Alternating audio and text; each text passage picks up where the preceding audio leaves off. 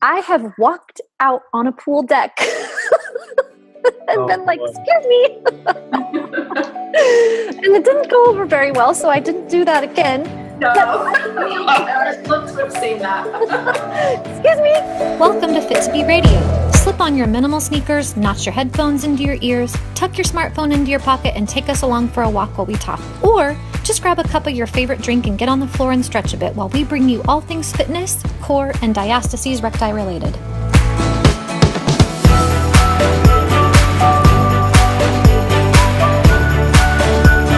You guys ready? Yes. Yep. All right. Born ready. Born ready. I love that. I love your first one though, when you're like, I wish I could just say all those things. I know, that is so bad. Hey everybody, welcome to Fit2B Radio. My name is Chris Menke. I'll be your host today. I'm here with Beth Learn. She's the CEO and founder of Fit2B Studio. As always, she's happy and smiling and ready. We also have with us Haley Shevener as our guest. Very excited to talk to you. Haley, where are you? I think you mentioned you're East Coast. Where are you at? The opposite. I'm in San Francisco, California. Okay. I thought I heard a New York in there in the pre-show, but the husband is from New York. No. Oh, she was talking about the states. Okay, now we have to say why we were talking about that. Okay. So tell us how we got into this. Yes, it's because of her last name. Yeah. All right. Oh, right. Yes. We were talking about how my husband and I, when we got married, we decided to combine the letters of our last name to become Shevener. And that the state of California, New York, and I believe there's one other state allows for this process to happen without having to pay extra and put an ad in the paper kind of a thing. Right. Just when you get married. Got it. Okay. There we go. But you're not in New York. You're in California. Yes. Where about in California? San Francisco. San Francisco. Yes. How long have you been there? Do you like it there? My whole life. I have never lived anywhere else. Wow. Aww. So you must like it. Yeah. I mean, I think I do. The thought of leaving is more overwhelming than considering whether or not I'd like to live somewhere else. But my parents are here. I'm really comfortable here. I don't drive, so that really limits my choices. And this is just a really nice, of all the places to call home if you don't have a car and if you have roots here, this is a great place. Yeah. So has it changed? If you've been there your whole life, has it changed a lot? Oh yeah. Just the area where I grew up is dramatically different. My dad bought the house in 1972 for $20,000. It's about a $2 million piece of land at this point. Wow. It's ridiculous. And going down to the places where I used to go growing up, it's completely changed. Everything's different. Yeah. Well, it's a fun place. Cool. Well, thanks for spending time with us today. We're excited to talk to you. Yeah. So how did you and Beth connect? I always like asking that question to kind of figure that where the connection is. Well, I think I found her. Okay. I think I found you. Sometimes it's the other way around where people find me, but I think I started by stalking you. And I think I connected with you through Brianna. Yeah, or Jen, or we've got that pre-postnatal fitness pro group on Facebook, which is where I definitely connected with a lot of people initially. Mm-hmm. But it's such a nice little, I don't know, I feel like such a tight-knit community, even though we're spread out so far. And it's a nice supportive system on the It is. And I like that it is supportive and it's not competitive per se. Totally. And it's a place where we can post if we have questions and things. Yeah. I know, I follow you on Instagram and y'all got to follow her on Instagram. What's your Instagram account? What's it called? Shevener. Okay. And I should know that, but I wasn't sure if it was something like Kettlebell Mojo. I couldn't remember in the moment. So I just love following you because we think alike when it comes to being really creative with fitness and doing it in strange places with strange things sometimes and getting out of the box of fitness and not getting trapped by do these moves in these ways. Totally. Mm-hmm. Yeah. And that's so important for the population I think that we're working with. They don't necessarily have the ability to spend 2 hours at a gym. No. Or everything is super regimented. And so to have the flexibility and to have the understanding that movement is really everywhere, and not confined to a specific, designated place where we go to do movement, I think is so empowering to people. Mm-hmm. Yeah, I love your porch sessions. Like you that put the camera has up. very, very popular. Yes, like I wish I was your neighbor. I know it sounds very well. It's actually funny because I met my neighbor who lives in that building that you'll see. I bought tickets to go see Hamilton from a guy that was like, "You look familiar." I was like, "Yes, I think you've seen me on my porch. me from such sessions as kettlebell on my deck." Yeah, so they seem to enjoy being my neighbor too. Yeah. Well, you've really dialed in your kettlebell strategy in terms of pelvic organ issues, and it's been so great to just watch you over the last couple of years and learn from you. But I am not a kettlebell expert. Fit2B, we have a couple of basic kettlebell, like, here's how you pick it up. Here's how you do a very basic swing, mostly about the breath.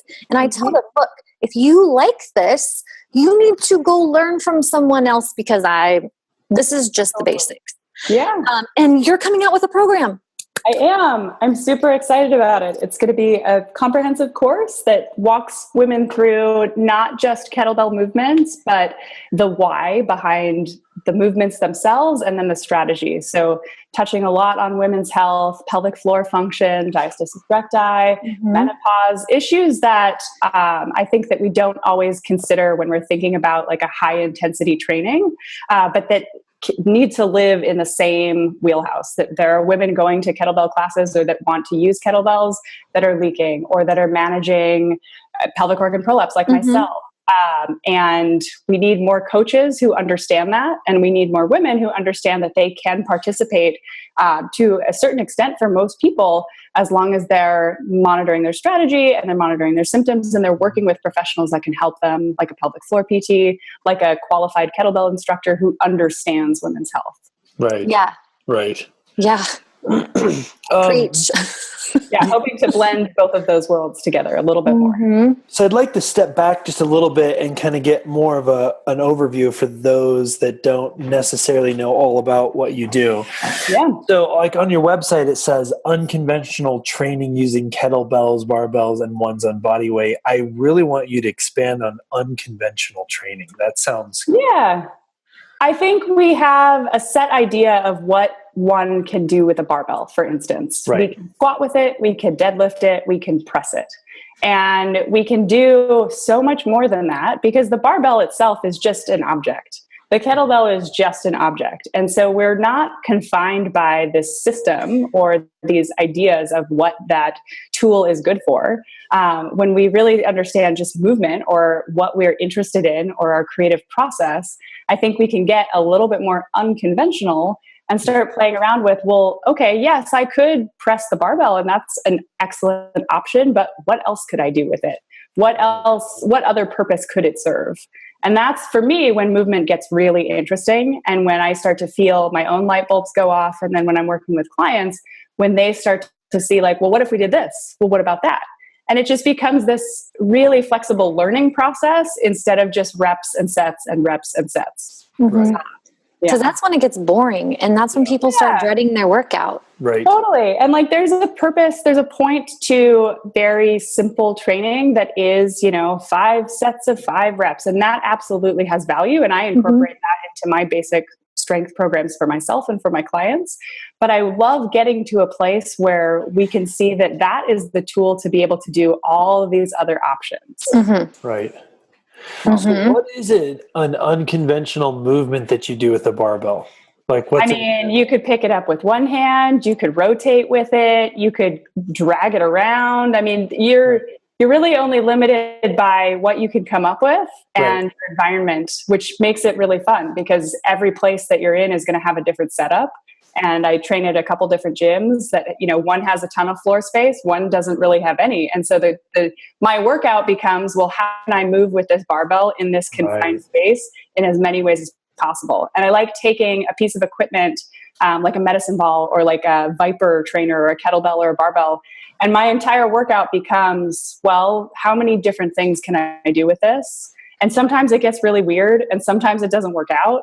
But then you find those really magical moments where you're like, oh, right, I see so much more than what this tool is actually, maybe designed to do. And for women with prolapse or diastases, that's huge because so much of early rehab is about careful, oops, look, step back, avoid. And that's important for a few weeks. Yep. Yeah. But it quickly needs to become about do things, expand, bring the breath, bring the alignment, bring the things in. Even as you've been pointing out though lately, we don't always have to be aligned. Right. Totally. Because we're not always aligned. And aligned can mean so many things. Like we are always aligned. We're aligned in some way. Whether or not it's optimal for every single thing is, you have to consider, well, what does optimal mean? It's optimal for me to pick up my son in this way, in this moment, because that's the only way I was going to get him off the ground. Right. It might not look like a textbook optimal description, but can I do it as optimally as possible with my core pelvic floor health in mind and be able to execute the movement and then just move on with my life without dwelling on, did I do it right? Am I doing, everything that I need to be doing? I think that the women that I work with often get really worked up about information that can feel really restrictive. And so I try to give them a little bit more parameters to work with so that they don't have to obsess about it. Yeah. That they can still focus on healing and restoring their function and strength without getting down on themselves. Because they do that on their own. Yeah. I've discovered, on Fit2B, I'm constantly preaching, be nice to yourself, have grace, don't be hard on yourself. This is not about getting everything perfect. And even then, and I think part of that is that we are working with this particular demographic that already feels like they're falling apart and they're already overanalyzing themselves. Yep. And yes, we're asking them to analyze, but to not overanalyze, and finding that balance is really precarious. It's really tricky. Oh yeah. It's so hard. And I'm someone that does tend to be a black and white thinker. I've often been a person where it wasn't good enough. And I bring all of that and I did bring all of that to my movement. And especially when I discovered I had prolapse, I felt as if I, suddenly had no idea what I was doing. And I couldn't reconcile that this had happened to me when I had been trying so hard to do everything right. And understanding that you can do everything right and still have issues, or vice versa. And it's become so powerful to me to be able to start letting that go one step at a time, one movement at a time. Exercise just becomes a tool for me to be able to express that. And I can see that in your movement. Talking to you about unconventional stuff makes me really want to go back to my gym this next Monday. And grab a barbell and just drag it in between the machines. Totally. Because one thing that frustrates me about this particular facility is they have good equipment, but there's so much of it. There's barely enough room to walk. I'm like, how is this not a fire hazard? Yeah, it probably is. The one time I tried to move the box jump to where I could actually jump on it and then grab the pull up and do a pull up. So jump, pull, then step down, kind of a more hey, let's actually do complex motion. The guy in the red shirt comes over. Hey, where are you going with that? Oh, and I'm like, I'm moving it to where I can actually use it. I'll put it back. Oh, okay. Well, just be careful. God forbid that we actually move a piece of equipment. Or see the environment as somewhere to play, which it is. People get so serious in gyms. And it's so funny to catch eyes sometimes with people who are watching me do sometimes totally absurd things. I love watching the people in the background of your videos. Totally. Sometimes they'll start taking videos and I'm like, but I got you first. But we get so bogged down by the system of the gym and this machine does this and I have to do this on it. But what if you could do something else on it? Well, but that's not what it's for. But we made all of this stuff up anyway. Like we literally made the stuff up so that we could use it. So why don't we use it in a way that we want to use it? Right. Yeah. Why don't we have fun with it? I Totally. like that. Mm-hmm. I like that. How have you interact, like when you start doing this in the gym, what do people do? Are they kind of used to you doing? I think at this point they're mostly used to my shenanigans. But yeah, I get some weird looks. I've had some people come over to me and tell me that, well, that's not how you actually do that movement. I like what you said, mansplain. Please, mansplain me how to do kettlebells. Yes. Please. I had a guy. I was riffing off of a Turkish get-up. So the foundation was a Turkish get-up, which is a series of movements to get up and down from the ground with a kettlebell overhead. And I was making stuff up because it was what spoke to me in the moment. And this guy comes over and he's like, oh, so actually when you put your leg down, you want to make sure that it's like, but I'm not doing that movement. And it just, it brought up a whole host of ideas of mine, and just that a lot of times I think we're really afraid of creativity, and we're really afraid of letting go. And as adults, we don't play, and we don't, like, I think a lot of my clients who have children, they understand the concept of play as children and how valuable that is. But when I ask them to play, or we play a game, they're like, well, what is the purpose of this game? It's just so like we get so stuck in that world that everything has to be the way that it's set out to be, and it has to be, it's helpful. I think go ahead, Chris. I think it's super interesting too, because a lot of people will go on and on about, well, you need to do it the certain way because this is the safe way. But the irony is that most people are doing most exercises incorrectly anyway. So they're already not safe. So it just becomes a silly, irrelevant point, but it's still the one that's going to make the point. And usually the guy that's probably coming up to you and telling you that probably doesn't know how to do the Turkish get-up anyway. Oh, totally. Right. Well, and then, the people that are really concerned about safety, sometimes my question is, well, what happens when we get outside of the gym and you see someone pick up their 3 suitcases on one leg, rotated around, they're not thinking about those movements. And so why don't we train a little bit more awkwardness? Why don't we train something that is a little bit more unconventional? Because that's what real life is. I mean, I've seen you with your goats and with your, vacuum and whatever else, all kinds of fun things. Yeah. Those things don't have, maybe the vacuum has a handle, but they don't have, there's no goat with a kettlebell handle. Right. Which is a product that I should probably invent. They're more like a sandbag, like picking up a goat is more like sandbag training. Exactly, which is great. A sandbag that squirms. Yeah, it has hooves. Yeah, that can kick you. When kettlebell training first came out, I remember the moment when I first heard about it. It was from the weird guy at the gym. This is like 20 years ago. Okay. And he was the weird guy that was always trying different things. He was an ultra marathoner. He was always a little bit stinky because he was constantly working out. And he was like, hey, I want to show you something. And the lights were kind of dim and I felt a little uncomfortable there in the gym because he pulled me into the aerobic studio by myself. Wow. And I'm like, and then he has this kettlebell and he's like, these are kettlebells. These are from wherever they're from. Look at how uneducated I sound right now. But in the moment I was like, what? They're from where? What are you doing? And then he was swinging them and I'm like, whoa, that's not linear. Because all of my training up to that point had been very like, we're going to do a bicep curl. We're going to keep all the joints in line. We're going to keep the joints in line. Yes, there's a time and place for that. So he's doing all these crazy things. And I was just like, hey, Jim, wow, that's interesting. Okay, well, all right. Good luck with that. Don't kill yourself. Right. And then did you investigate further, or you were just kind of put off? I was so like, this is way out of my comfort zone and I don't even know what to think right now. I didn't even look it up. And it seriously was not until probably 5 or 6 years ago that it even really came across my radar in a coherent way that made me go, oh, wait a second. Maybe there's something to this. Totally. Because kettlebells themselves, where I'm going with that, is they are very creative.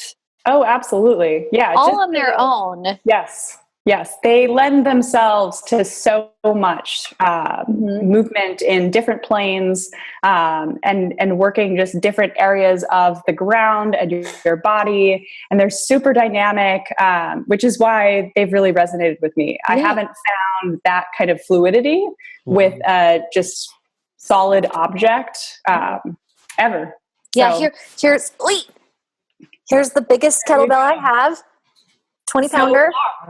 So far. Cool. Yes. Yeah. Growth mindset right there. Growth mindset. Oh yeah. Always. And I'm really proud of it. This is one of the ones I've used in Fit2B routines. We keep, like I said, keep it very, very basic. That's okay. And my dream is actually to get one of your routines on Fit2B one of these days. Absolutely. We'll just showcase the Haley Shevener workout. You already did contribute to our pubic symphysis dysfunction routine. I gathered information from you and several others on good movements to use, and that has been an amazing routine. But tell me, here's my question for you. Mm-hmm. The breath during the swing, the basic swing. Totally. In traditional kettlebell swings, yes, I feel like it's like, and it's happening quick when people are doing real like, and for the video that I made for Fit2B, I really slowed it down.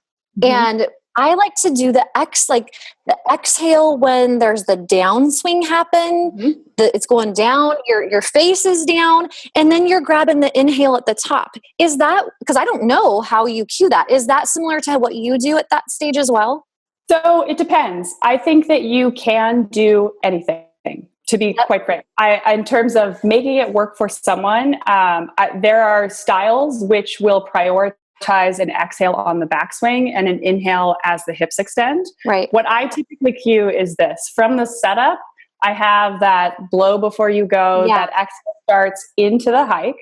Right. And then first exhale continues from the hike to the lockout at the top. Right. And then quick inhale starts, and you get that exhale right before you come from changing the direction of the bell. So it's coming back into your hike.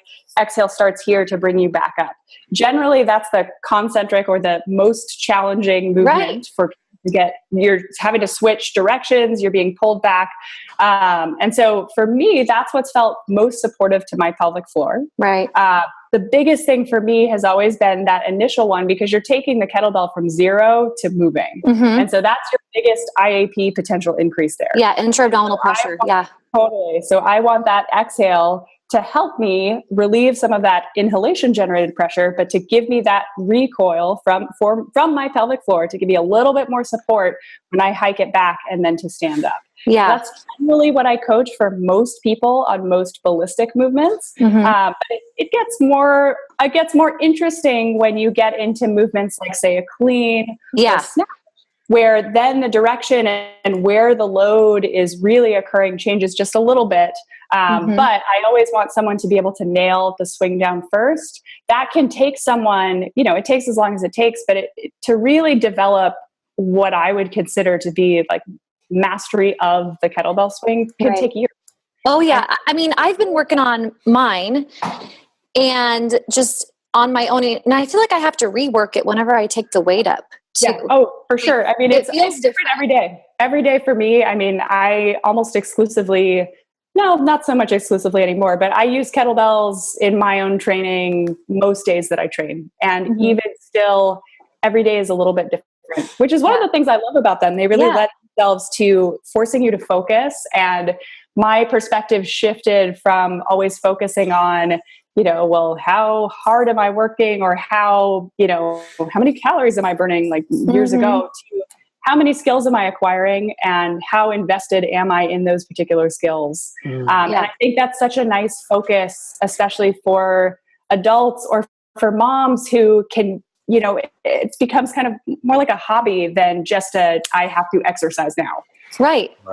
And in some ways, in that aspect, it's like yoga, where it becomes depthless and it becomes about unifying your mind and body. And like, I can nail the, what do you call it? Where your elbow stays relaxed through the swing, right? The floppy arm, is that what you call it? Depends. I mean, most of the time we cue a straighter arm. But there are elements of like the clean or the snatch where you're going to have more of a bent elbow. And some people swing with what I call T-Rex arms. So their arms are here. Different swings or different strokes for different folks. And really, there are different styles of kettlebell training. And what I think is really interesting is being able to step away from one particular style and say that we can use this in a variety of different ways for a variety of people who have a variety of needs. And it can really be versatile and dynamic and scalable. And like, for instance, your bell, which I know you're making fun of it because you think it's not heavy, but for certain movements, for me, that would be way too heavy. Yeah. Oh, no, I have a 10-pounder too. Totally. You can always, I tell people, like, even if you go up a size in bell, like keep your old bells because you can find so many different things to do with them. Yeah. My 10-pound bell is what I use for my Turkish get-ups still. Right. Cause with my shoulder and my neck history, that is enough for me. Absolutely. And it's not about getting up to heavier stuff. Like you said, it's about the skill. Yeah. It's about the coordination. I want to feel smooth. I want to feel comfortable. Totally. The hardest kettlebell or Turkish get-up that I've ever done is with a glass of water. So maybe weighs 8 ounces, but trying not to let the water spill. I mean, talk about like a sense of urgency and stress in a good way. There you go. Don't dump it on your head. Really video. It makes you find balance because you know exactly when the water spills. People will get sloppy with the weight. They won't look at it. But when you put a glass of water over them, oh, okay. Well, now I'm going to get wet. I don't want to get wet. Right. That makes for a good summer class right there. Summertime. Totally. Because it's always sunny in San Francisco, though. No, it's not at all. What? No, this is the part of California where everyone seems to not understand that it's not just sunny LA, California. You see the poor tourists who come in shorts and then they're at like some store down in the tourist district buying every sweatshirt and pair of pants that they have because it's actually quite chilly most days. Oh, I didn't know that. Fog and clouds and moderate temperatures. Yes. Right so really like where I live. Pretty much. Except not as much rain. Yeah, not as much rain. So you were touching on it a little bit at the beginning, but you're in the middle of developing this kettlebell course, and it sounds like it's going to be extensive.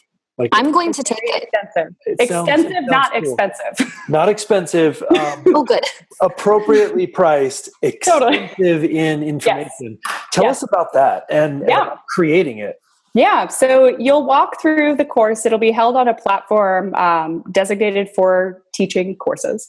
And you'll initially walk through a little intro, and then I launch into, okay, here's why this course is relevant, or here's why we have to be discussing women's health when we're discussing any movement practice, but especially one that's a high intensity skill set. And so we walk through anatomy basics. And I try not to I could go really deep into, I made a 900-page PowerPoint last year. So I'm trying not to go there.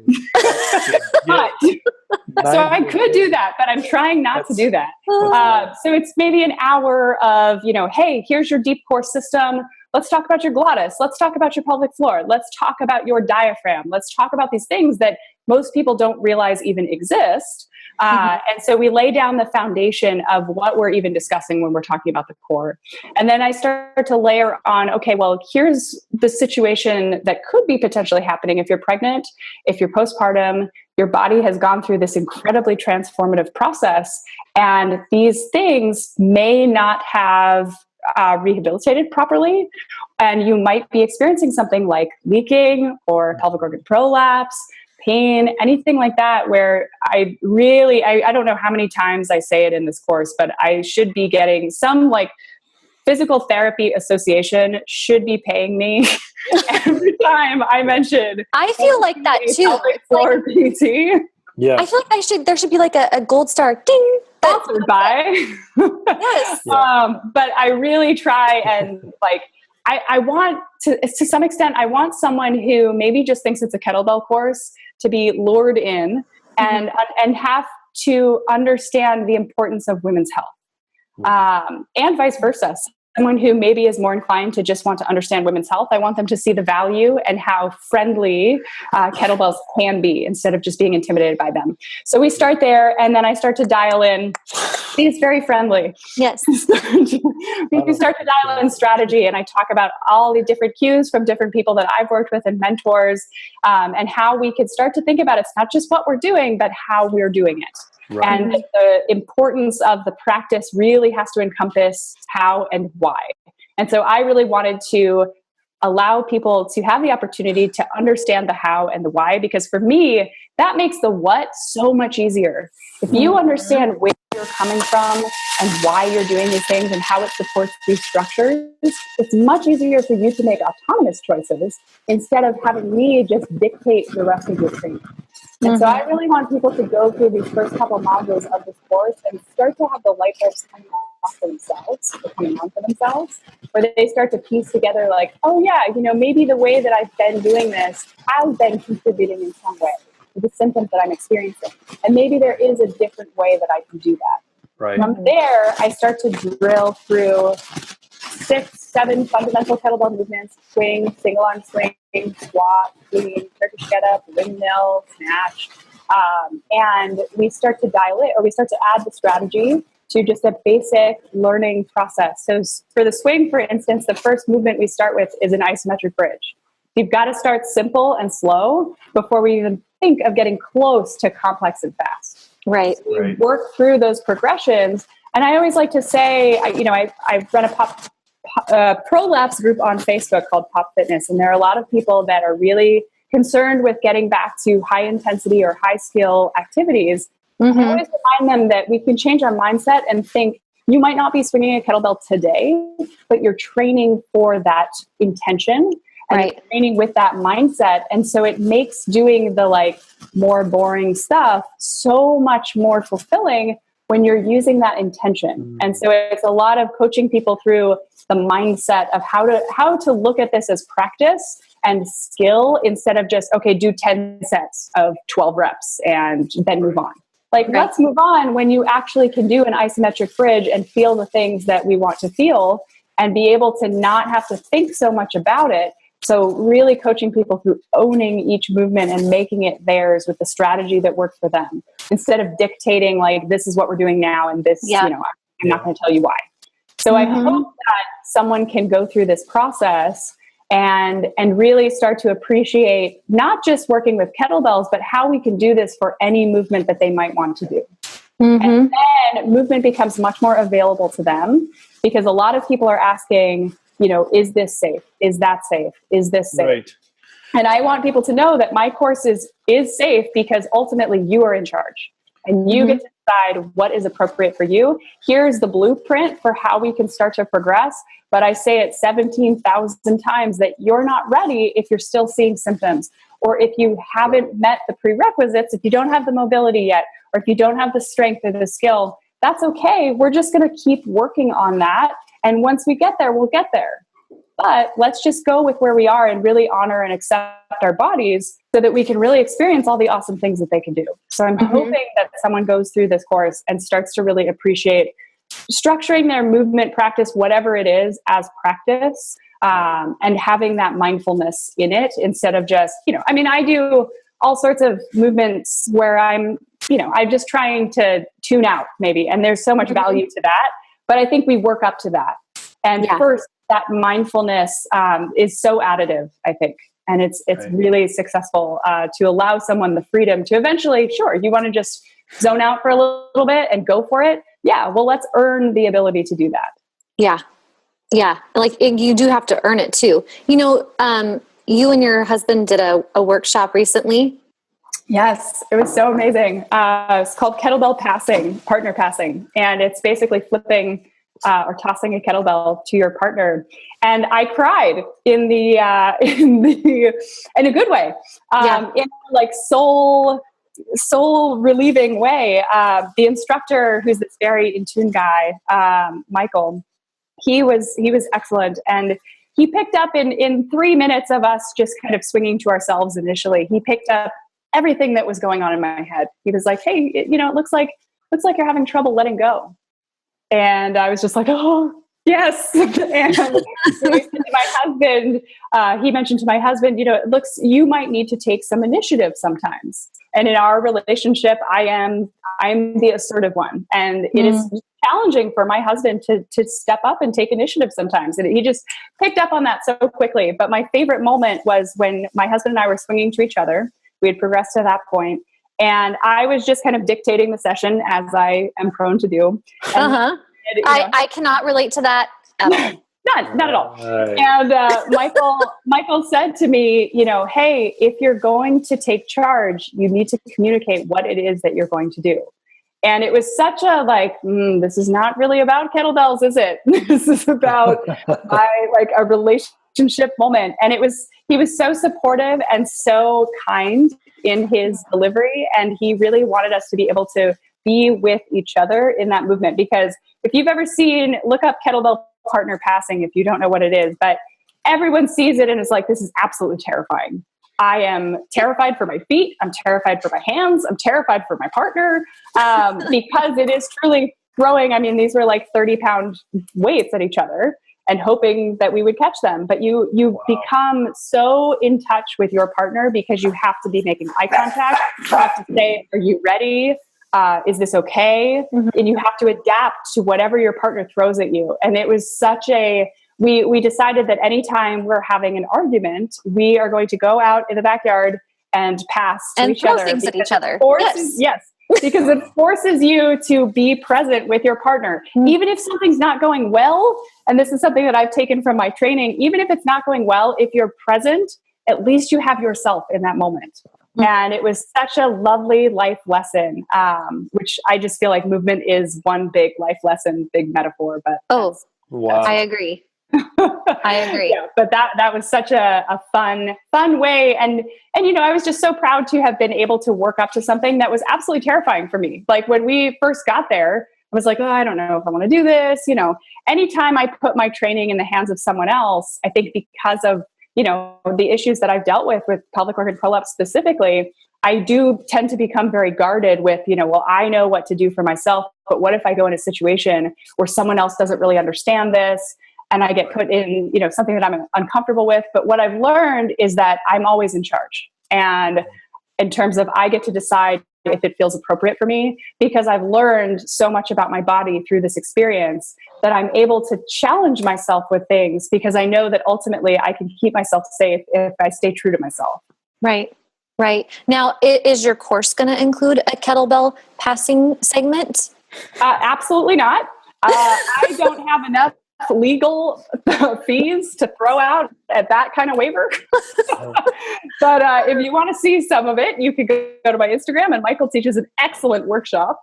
Yes, it's beautiful. I remember when I saw that first come out on your feed and I was like, oh yeah, right. Oh. It attracts you, and it makes, it's also interesting to see what the reaction is. I think that it tells a lot about a person. There were some people who were just like, they wanted to point out every potential injury that one could have. They wanted to really highlight, as if I didn't know that something could happen. Yes, I took this whole workshop, but I'm not informed. Totally. And then there were people who saw the connection, and it really it was very interesting for me just to see the response. And it tells us so much about ourselves, the things that we see first and that we're willing to share with people. And so it's such an opportunity for connection, or it's an opportunity for you to see the inherent danger. Yeah. Well, when the first word I thought of was beauty.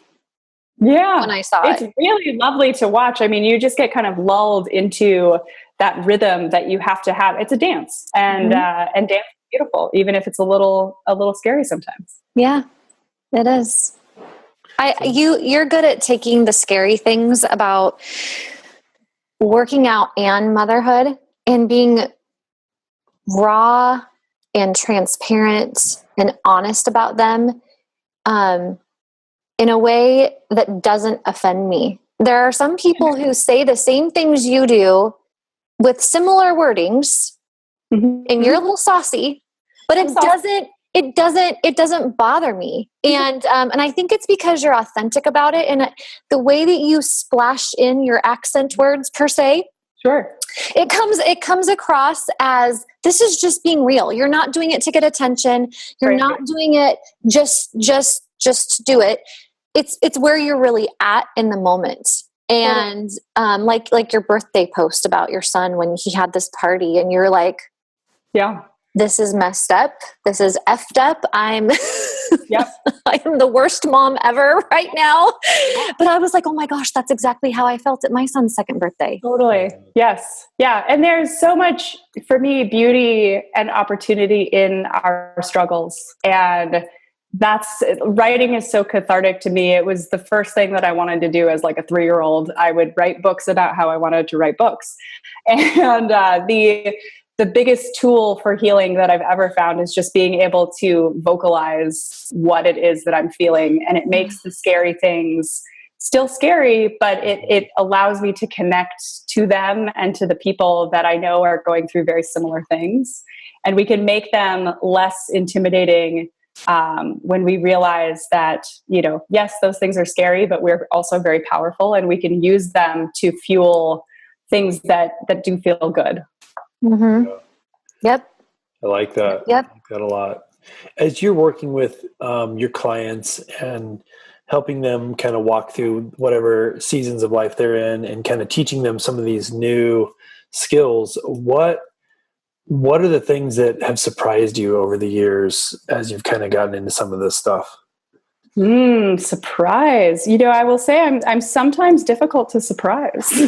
But I think sometimes I really enjoy, this is somewhat related, I really enjoy watching someone make a discovery for themselves.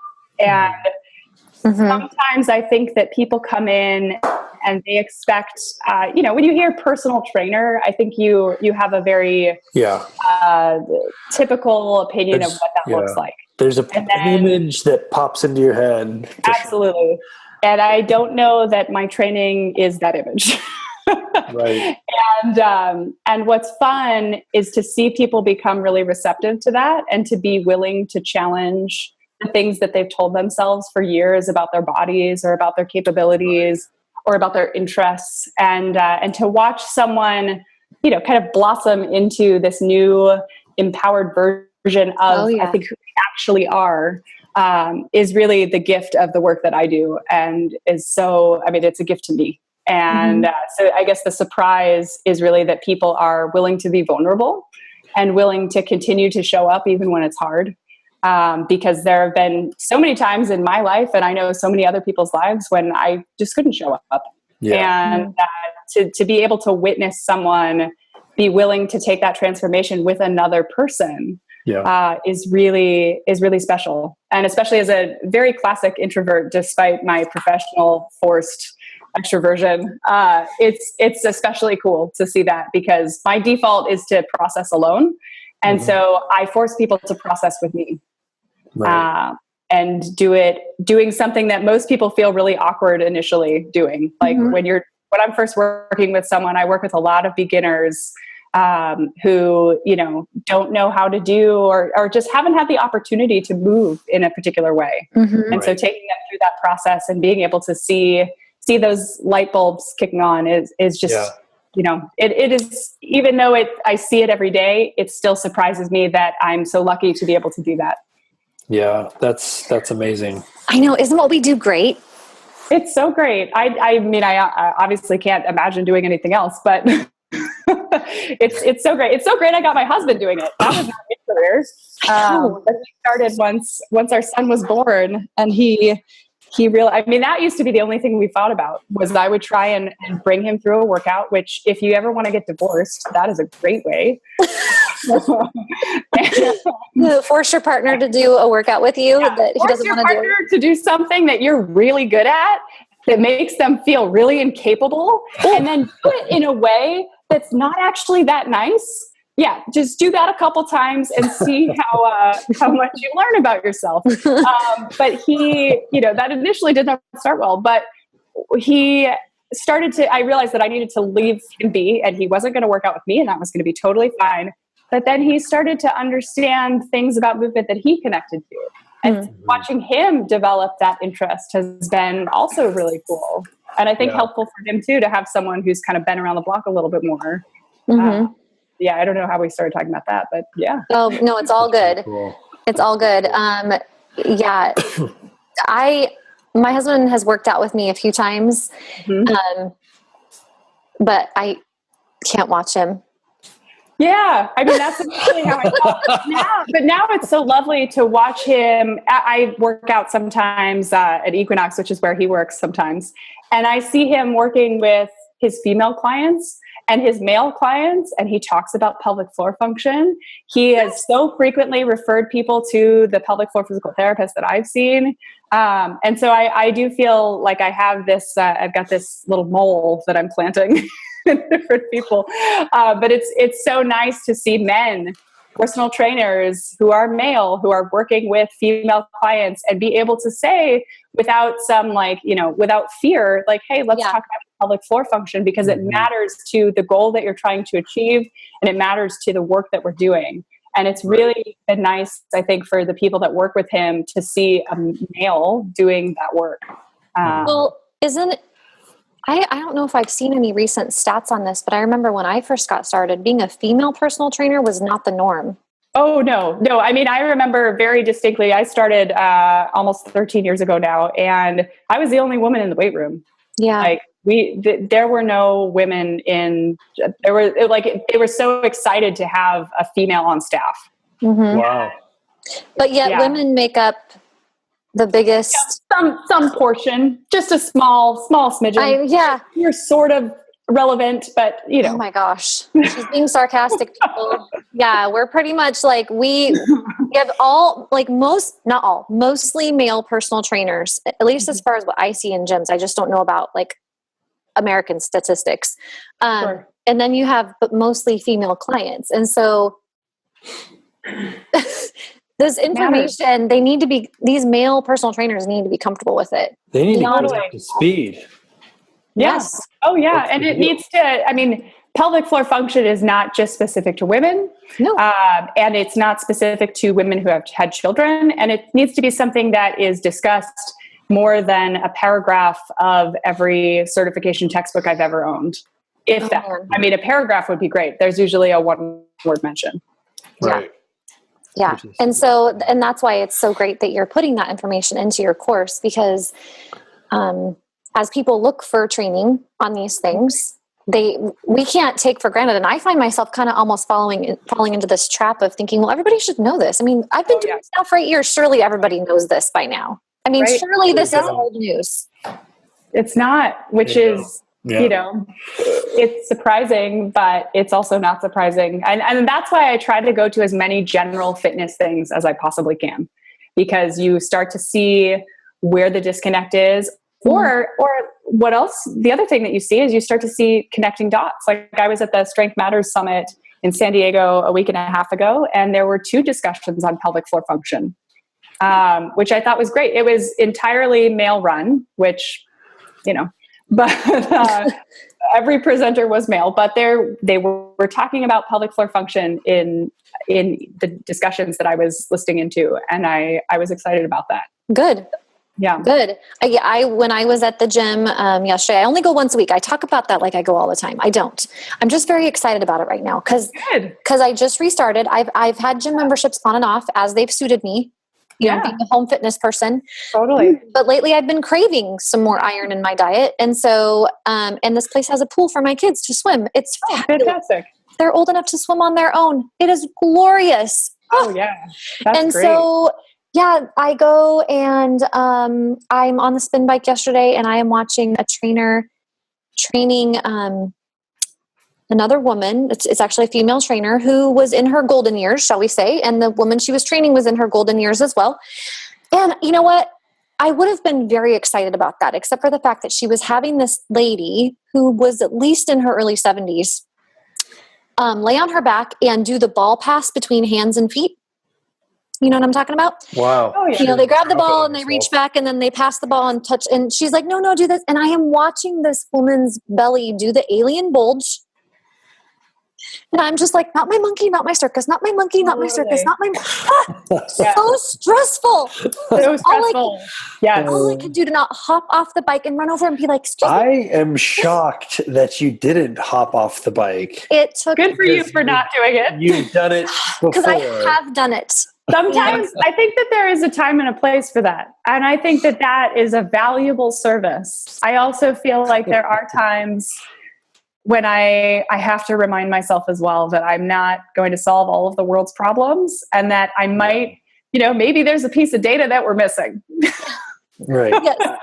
Maybe it's okay. And I just like, you know what? This woman is exercising. She's in her early 70s and she is exercising. Totally. And she is here and she is getting stronger. And dear Jesus, lead her to somebody that'll teach her about diastases at one point. But today, it's not me. It is totally. not me. And you never know. She is probably watching you. And you never know what people are thinking. Well, who knows? But I was just anxiety. I'm going to turn my music up a little bit louder and just put my blinders on because I am not going to go over and palpate that stomach right now. Oh, not going to do it. Not going to do it. You might do it tomorrow, but you didn't do it. Or next week. Do it tomorrow. If you do it tomorrow, I do need you to set your phone up and start a video recording so that we can capture that, because it would be valuable to You watch. could do an undercover. I mean, that's a new TV show. That's your new YouTube series. The Undercover Core. Ooh. Yeah, there you go. You're welcome. That is pretty good. I like it. I'm not sure about all the waivers and things we'd have to get. Candid Camera did it somehow. Yeah. Wait, who? Candid Camera. I mean, that's their practice. So you just get their legal team on board and you're good to go. You're good to go. Yeah, I don't know if that would fly in the new GDPR rules and all that. Probably not. Oh, man. Well, it has been awesome to talk to you. Likewise. I feel like I could talk to you forever. I think I say that about all of my guests. I mean, I only pick guests I like to talk to. Oh, way to make me not feel special anymore. I was like, wait, no, I think I actually have said that. Yeah, you don't tell people that, though. You tell people that it's just you. It's just you. It's all you, Haley. It's all you. You and me and Undercover Core. Well, good. Haley, where can people find you if they want to? They can find me in a lot of different places. They can find me in my house, but that's not preferable. They can find me on HaleyShevener.com, at Haley Shevener on Facebook and Instagram. They can find me in this course that is not available yet, but if you're on either of those sources, you will see me and you will see it. But yeah, those are the easiest ways to get in touch with me. Social media for sure, and HaleyShevener.com. Cool. Yeah. We'll put all that in the show notes for sure. And what is your favorite exercise? Now? Beth. Oh man, that's like choosing my favorite child, and I only have one. Well, I only have one kid, so that's good. Okay, today, my favorite exercise. It's got to be the snatch. There's nothing more frustrating and fulfilling for me than when that's feeling good. I just feel like I could go forever. Yeah. And it's a really powerful, dynamic movement that just really resonates with me. It ends up with your arm here with a heavy kettlebell, and you just feel like a boss. Yeah. So, we made stickers on Fit2B. We have this little sticker thing because our members wanted stickers. I didn't know people still want that, but it's a thing.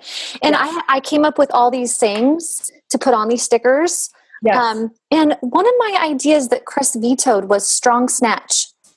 I love hearing you say that because I want to name my kettlebell course Snatch, a female-specific kettlebell approach. I love it. I do too. And my husband was like, "Oh, that's vulgar." And I was like, "No, but it's not." And it is an actual legitimate weightlifting. It's a legitimate, yes, and it's cheeky.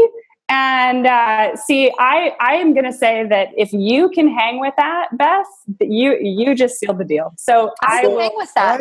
I think for the course, I think that works actually.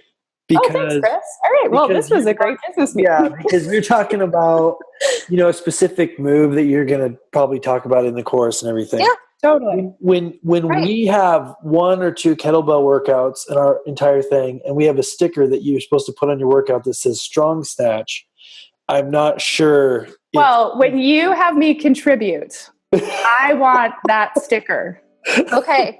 We will add it. Put it on my water bottle. Yeah. And I will get you a t-shirt. Right? Hashtag strong snatch. Come on. I'm not Beautiful. sure you're going to search that. Well, that could go badly. I'm sure we have some listeners right now that are going, what's the deal? I don't understand. And that's okay. We're not going to explain it for you. You can probably guess. Yeah, that's okay. Oh, this has been great. So good. Yeah. All right. Thank you for Have a great day, Haley. Super. Absolutely. You too. See ya. Bye. Okay, friends and fans, if our podcast floats your goat, you should subscribe to Fit2B Radio and also follow us on Twitter at Fit2B, on Instagram at Fit2B Studio, and on Facebook via Fit2B Tummy Safe Fitness. That's my rooster. I'd also love for you to join Fit2B.com so you can work out with me. Plus, that's how we pay our bills that keep our lights on, providing family-friendly workouts that help you make a strategic return to fitness. See you there.